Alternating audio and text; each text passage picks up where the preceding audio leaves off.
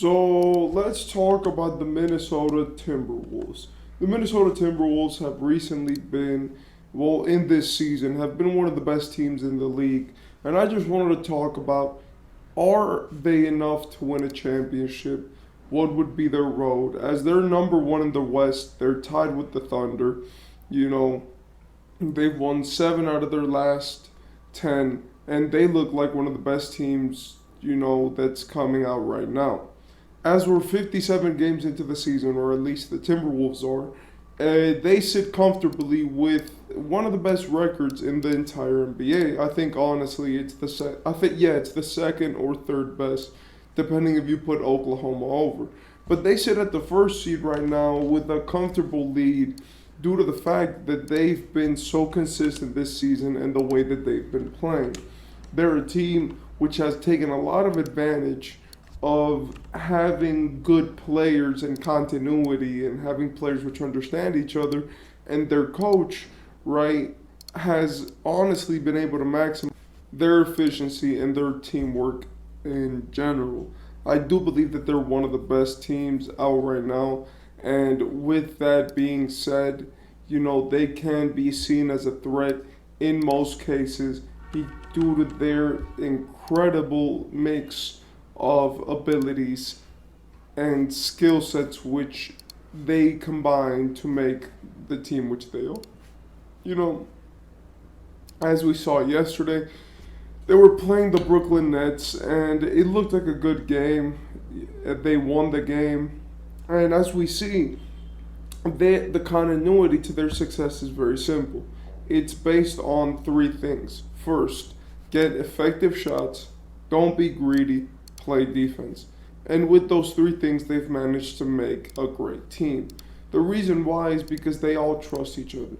They've all played with each other for years now, and I mean that. Even Anthony Edwards, the star of the team, doesn't get his cut. Like, he's been there for a while, right? So he's had that experience, right, where he can really develop himself and know his teammates, know the things around him, and he's never had to rush his success. He's never had to, go up and be forced to be better than what he actually is. He's gotten to grow into his role as the star after being able to see players around him be the stars in tight situations.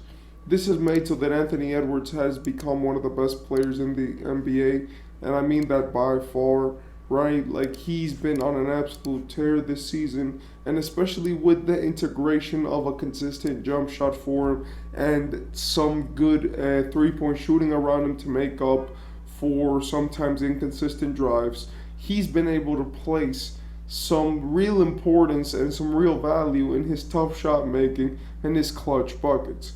He consistently finds himself in the end of three defenders at least paying attention to him due to the fact that he needs to have that level of pressure. And with his team, they've been able to really make it out of their situation, which was losing every season and making it to the play-in, to this point being able to sit so comfortably in the playoff picture that it looks like they're going to win a series. They're one of the teams which I don't see people talking about a lot when they talk about the championship. And that's honestly understood because they're not a team which is very flashy. They're not a team which looks like they can win a championship. And that's just based on eye test due to the fact that even though, yes, they are good, they turn up in the clutch and they do all of that, they just don't have that aura. They have a grittier, a grindier aura. And it looks like for them, they've been able to use that aura and to use these things to be able to boost themselves into a number one seed. They have great players all throughout, and they've had for a few years now, but I do believe that right now is the moment where they have the perfect blend of pieces. Mike Conley, the effective point guard, which barely turn. I don't even know. He doesn't get technical fouls. He doesn't turn the ball over. He doesn't do anything that's not effective, and he just plays his role to perfection. Then you have Anthony Edwards, the star, the scorer, the primary on-ball defender, and the secondary ball on ball defender, and the guy who you can really put your trust on in the end of the game to win you something, or at least to be able to sure to make it close, and the fact that he's going to put 100% of effort.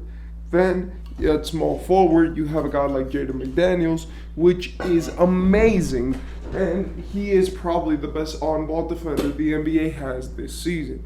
That dude is clamps. He locks up consistently, and the other team's best offensive player, especially if they're a forward, has to honestly be able to deal with him just to be able to score effectively. And the reason why I say that is because it's not easy with that guy there. He's not, one of these guys who will bait you on switches or who will gamble the steal. He plays really effective defense.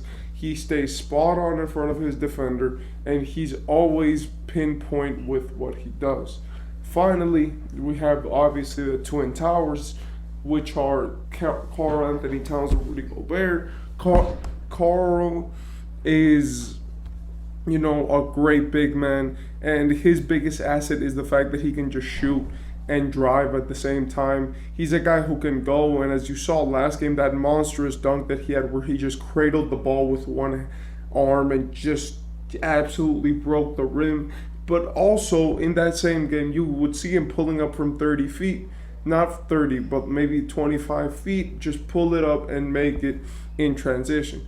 This skill of his has made him just an extreme nightmare for the team, as he can play high on the pick and roll and play low as well and still be as effective, meanwhile being able also to be just given the ball and said just run with it.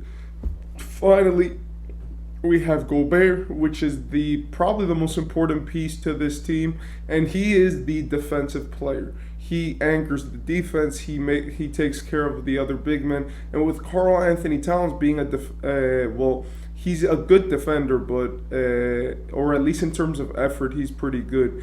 But in terms of skill defensively, he is not that polished. And the reason why is because he wastes so much energy on offense that when it comes time to play on defense, it is harder for him to be able to maintain himself a whole maybe defensive possession fully in tune and fully ready to, maximize himself. So that's the team. Apart from that, they have obviously the GOAT, Naz Reid, in the bench, one of the best six men out that there is, an extremely effective big man, and he's just basically like a mini Towns, but more focused on defense and athleticism. He can shoot a wide open shot. He can drive to the rim at ease. He has good moves, and he can play great defense, and they play really well together.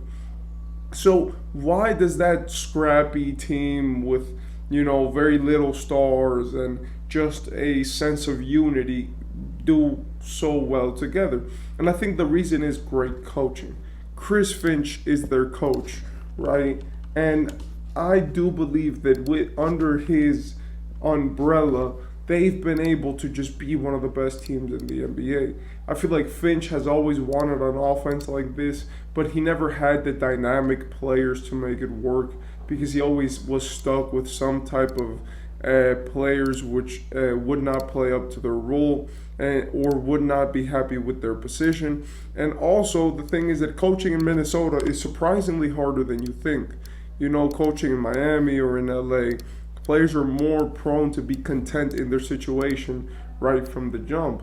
But coaching in a team like Minnesota, it's very hard to find a group of guys who are just content with being on the team. Chris Finch has really been able to turn their season around, their whole thing. And I do like the quote that he has, right, which is like winning is that his biggest purpose, that they're playing simple offense right now. And also the fact that he's been so, specific about being great on defense all the time. I do believe that he's been amazing. And with his coaching being, maybe forgotten by most fans, as most fans don't even know Chris Finch is a coach, right? Most average fans. I do believe that his skill set and his demeanor, especially in crunch time moments, has been very good. with that being said, we can see that the Timberwolves have just completely been amazing. We could see it from the fourth quarter of the last games where they came, not that they came back, but they fully closed the game by just running very simple offensive plays, and we could see it by the fact that they've just been winning so much. Shout out to the Minnesota Timberwolves.